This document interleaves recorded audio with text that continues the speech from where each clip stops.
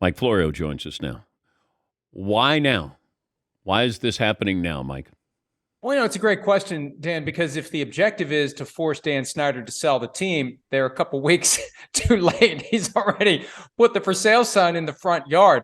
But Racine investigated the team, and apparently there may be more next week as it relates to allegations of financial improprieties. That's to be determined. He was asked that question at the very end of the press conference.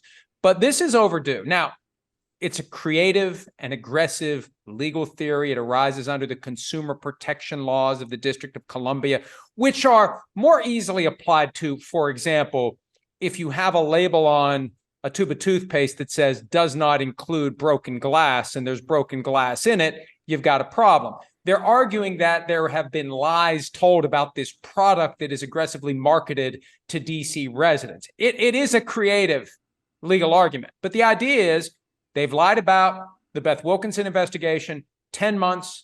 She got to the bottom of a lot of allegations. They brushed it under the rug. They came up with a flimsy excuse for keeping all of it secret. Basically, we've promised anonymity to some of the people who cooperated, so we must keep everything that was determined under wraps, which is nonsensical. You just change names. You cross out the names and you put in Jane Doe, John Doe, whoever. They're going to try to get to the bottom of this. And I fully support any effort to get to the bottom of this. We're all entitled to know exactly what Beth Wilkinson did and didn't conclude. And the league has done a great job of covering it up for the last year and a half. And it's almost like a shotgun blast. You're including everybody in here. You got the commissioner, you got the NFL. Like, why is everybody involved or named in this civil suit? Well, it's a standard approach anytime you file a civil lawsuit. You join anyone and everyone who potentially is involved in any way, shape, or form. And what you ideally like to set up, Dan, because I've been there on both sides of it, you want the defendants to start fighting with each other. If they start fighting with each other, as the person filing a lawsuit, you just sit back and wait, because somebody's going to catch the blame here. Somebody's going down in flames here. And that's why I think it was so significant that the Commanders have responded to this basically by saying, it's time for the truth to come out. We'll separate fact from fiction. That means they're not going to rely upon the procedural, technical arguments aimed at short-circuiting the whole process, which the NFL always does. And I guarantee you the NFL will file a motion to dismiss the entire case. There's no standing. The law is being misapplied. Anything but getting to the merits of the case. The Commanders' response from yesterday made me say they got no problem with it. And Dan, really, why would they? He's going to sell the team anyway. What does he care at this point if this stuff comes out that creates more momentum for him to sell? It's already on the market. Do you really believe Dan Snyder's going to sell? Oh, yeah, I think he will. And he's going to get $7 billion. They're lining up already. I was told over the weekend that a half dozen credible majority owners with the money to buy the team easily had begun kicking tires on this. And this is a flagship NFL franchise, at least it should be. And the idea is once there's a new owner will be given the keys to the RFK site. Go ahead, build a state-of-the-art stadium there. That's something Dan Snyder is never going to be able to do. So I think he is going to do it. Now, with him, you can never rule out anything, but I think it's clearly pointing in that direction, and he's going to get far more than anyone has ever gotten for an NFL team. Yeah, but I don't want to buy a team and inherit the problems that are still there. I mean, it was systemic, and I don't know, like, what is going to be left over if I'm Jeff Bezos and Jay-Z and I go in and buy this. What am I buying? What am I getting that goes along with a football team? Well, and that's part of the negotiation, Dan, that happens anytime a company is acquired by a new purchaser. It's part of the due diligence process. You look over everything. You identify all potential liabilities, and you figure out ahead of time who's responsible. Am I buying your problem, or are you keeping your problem? Are you responsible for these lawsuits that have been filed, or am I? Because if I am, that affects the purchase price. So I think that can be easily handled. When you're talking about $7 billion changing hands, these cases, and financially, this new lawsuit, drop in the bucket. It's nothing. And it's of no concern to the new ownership whatsoever. Now, there could be other issues that become a problem for whoever owns the asset, but those are things that you would all figure out as part of the negotiation that leads to the final purchase price. Why $7 billion? Sounds good. Nice round number.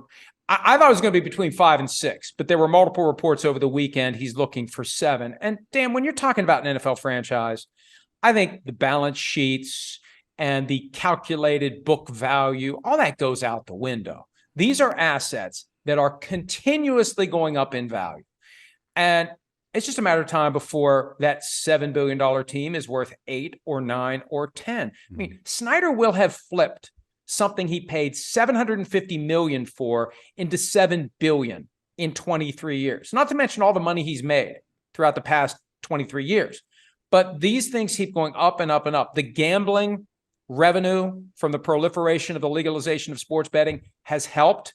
But someone told me a couple of years ago, before too long, the average random run-of-the-mill team is going to be worth between 8 and 10 billion. Talking to Mike Florio from Pro Football Talk, the commissioner in the crosshairs, exposure-wise? Here's where it's a potential problem for the commissioner. Now, there's a lot of ifs here, but bear with me as I sound this out. The argument fundamentally is that the Beth Wilkinson investigation was completely covered up by the powers that be.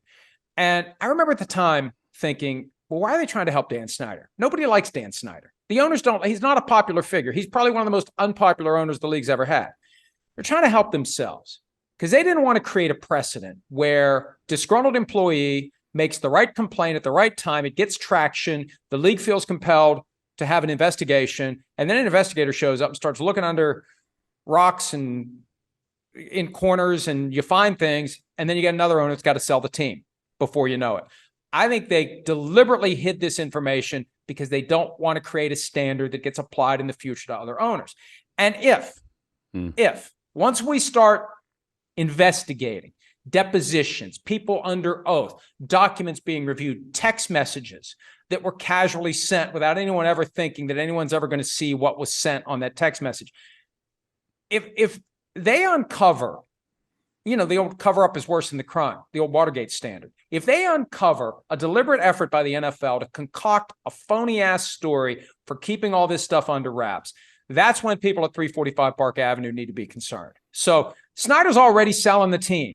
You can't do anything more to him than he's already chosen to do to himself. But if they can show that the league came up with this strategy for hiding this evidence to benefit the league and to protect the other owners, that's when people who are sitting in that office suite in Manhattan are going to have to start sweating out what may happen to them. Mike, have a great weekend. Thank you, as always. See you, Dan. Great talking to you. That's Mike Florio, Pro Football Talk Live co-host and contributor to NBC Football Night in America.